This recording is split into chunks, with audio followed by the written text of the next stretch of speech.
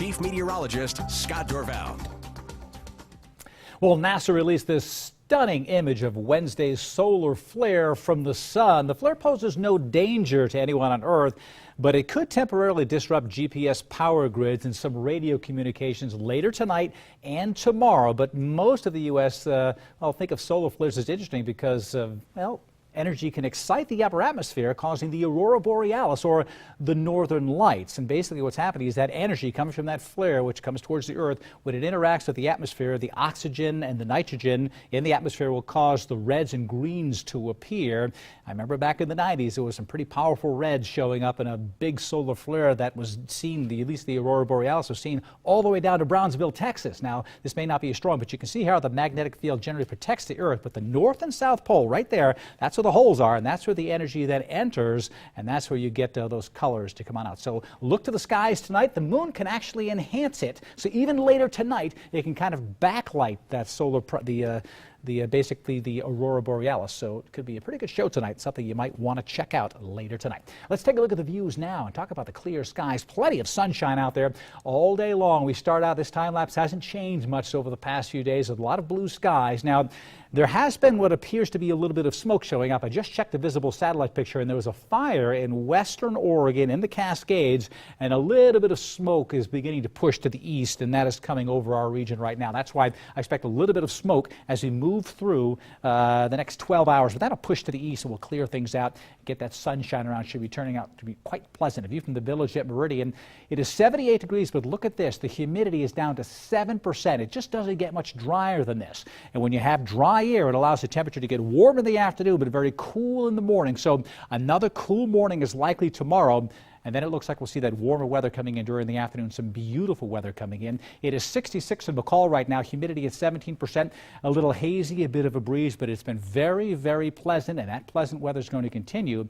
And even though it is pleasant across southwest Idaho, a lot has been going on around us. To the east, it is only 48 in Denver. That's been the high temperature for the day today. Well, you go to the west, 94 in Roseburg. There's all kinds of energy pushing down from north to south here. We had snow in Canada, then Montana and Wyoming, and then northeast mountains, or should say basically eastern portions of Wyoming, not so in Denver with just the rainfall. But we're right in the middle, so our temperatures are comfortable, but we did a lot of wind rushing through the valley, and that brought our winds kicking up today out of the southeast. I do expect that to settle down, and that will give us a nice weekend when you get rid of the wind. A little bit of a breeze in East Hartford, Connecticut, as the Broncos take on the Yukon Huskies. 10 o'clock right here on Channel 6 tomorrow morning. A little on the cool side. Temperature at 61 to start, maybe some sunshine. Then the clouds will tend to increase a bit. We may get some showers later in the day. In the meantime, here in the northwest, beautiful temperatures in the mid to upper 70s, 60s in the central mountains. Nice weather to continue with the cloud cover staying in Montana. That is about it. Jet stream pushing to the east, so here comes high pressure. At high pressure building on in will give us the very warm conditions. Still fall-like to the east, but not so.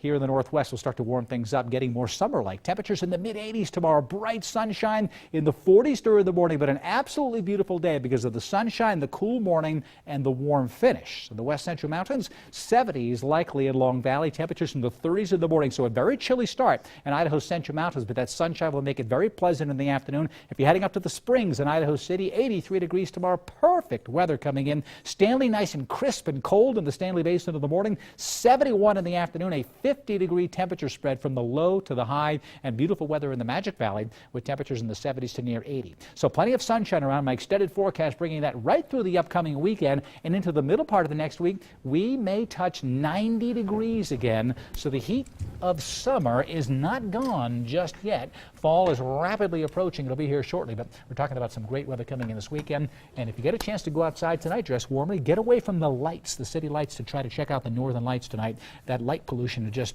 can make it just fade away, like you're just turning a dissolve off and just fading it out. And you get to the darkness, and all of a sudden it just appears. If you've ever seen the Milky Way before, you know you have to go to where it's really dark to see that. This is a similar scenario. Head for the high country. You got it. All right. Thanks, Scott. Okay. The question